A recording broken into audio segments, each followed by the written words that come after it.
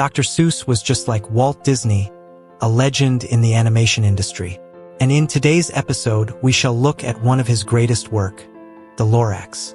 This animated masterpiece was about a man who was full of greed and was responsible for cutting down all the trees to make himself richer. He was responsible for the downfall of his planet, as people bought air to breathe because there was no trees to produce oxygen. Later on there emerged a certain boy who found a seed which he would plant at the end of the movie. This movie had so many lessons, but for now let's focus on all of the characters that were involved in the movie and everyone responsible for their beautiful voices, where they are, and how they live in 2024.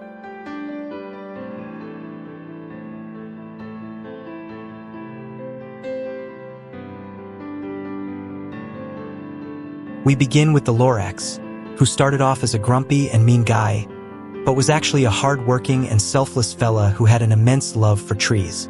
He also loved animals and the forest in general. We saw him first when he was warning the Once-ler not to recklessly cut down trees, but he would not listen. Generally he was nice, but was mean when anyone messed with nature. This guy was voiced by the iconic Danny DeVito, who is an American actor and filmmaker.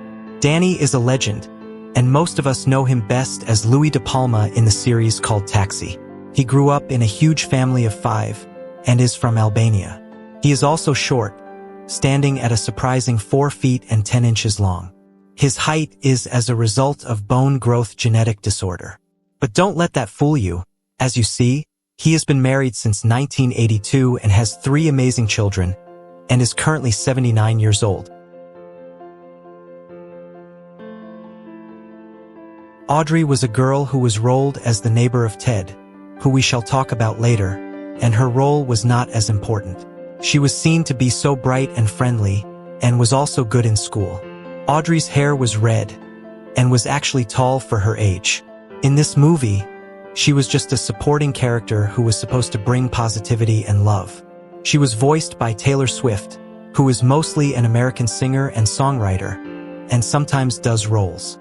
Let's start by saying that her net worth is a staggering $1.3 billion as of 2024.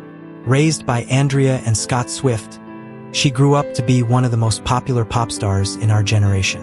She has millions of followers who go by the name Swifties all over the world. And not to dwell on her music life, she also featured in different films such as Valentine's Day in 2010, The Giver in 2014, and also Cats in 2019. Her talent draws down from her grandmother, who was an opera singer back in the day. Just at 34 years of life, Taylor is quite successful, no doubt.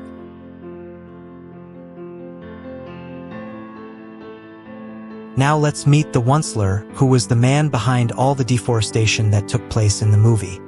He started off by cutting down one tree to make a certain material called a thneed, and after one person loved his newly found invention, he went back to the forest to officially start his thneed business, which later led him to cutting down all the trees and making the place unbearable for all the animals. He was not a villain per se, but his actions led him to greed and destruction of nature, which generally makes him a bad person. He later realized what he had done and locked himself inside of his small wooden house outside civilization, and hoped that no one would disturb his guilty life. This man was voiced by Ed Helms, who is an American actor and comedian. I remember seeing him in the Office series as Andy Bernard and also in We're the Millers in 2011. He also took part in Monsters vs. Aliens and Captain Underpants. Mr. Ed was born in Georgia and had an intense open-heart surgery which lasted for 9 long hours when he was only 13 years old. And since we see him today, we can assume that the surgery went well. He is also blessed with 2 amazing children and is 50 years old today. Ted Wiggins was the main boy of the show and was a 12-year-old kid who had a huge crush on the lady we discussed named Audrey. He lived with his mother and grandma and was actually the boy who found the last remaining seed from the Once-ler.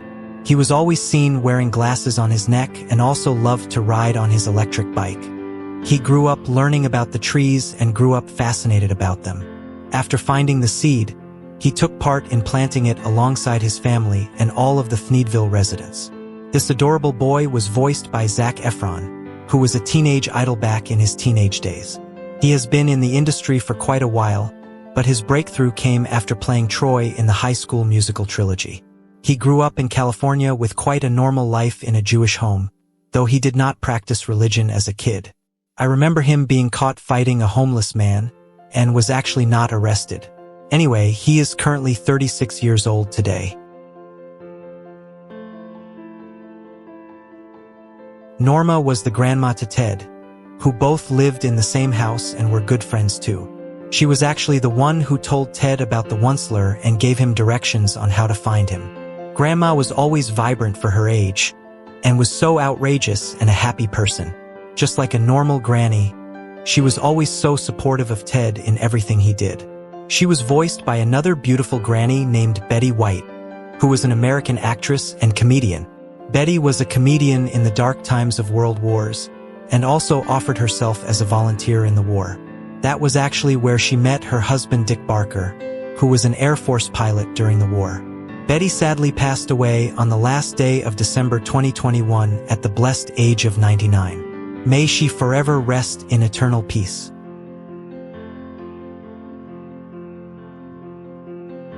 Bernice Wiggins was Ted's mother and the daughter of Grammy Norma. She always spoke with that Brooklyn type of accent and was seen to enjoy music and dancing. She always enjoyed being with her family, and her role was just that of a mother figure. We never actually knew if she was married or not, because that script was not in the film. We also know that Bernice had never seen an actual tree, which is quite mind-blowing to say the least. She was voiced by Jenny Slate, who is an American actress and a stand-up comedian. Jenny was born in 1982, and kick-started her career when she was in her 20s. She has done some comedy shows for a while but later focused on her acting and film career, which she does to date. She got married in her living room, has one child, and is 42 years old today.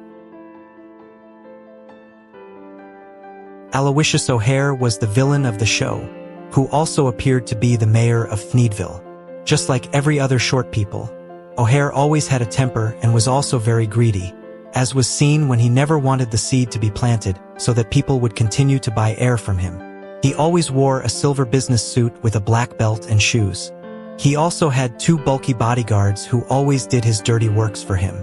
This obnoxious little fella was voiced by Rob Riggle, who is an American actor and comedian. Rob was actually a Marine lieutenant colonel before he started acting. He retired from the Marines and later became the actor that we know and love today. I personally remember him as the real estate agent in Modern Family. He is healthy and is currently 54 years old today.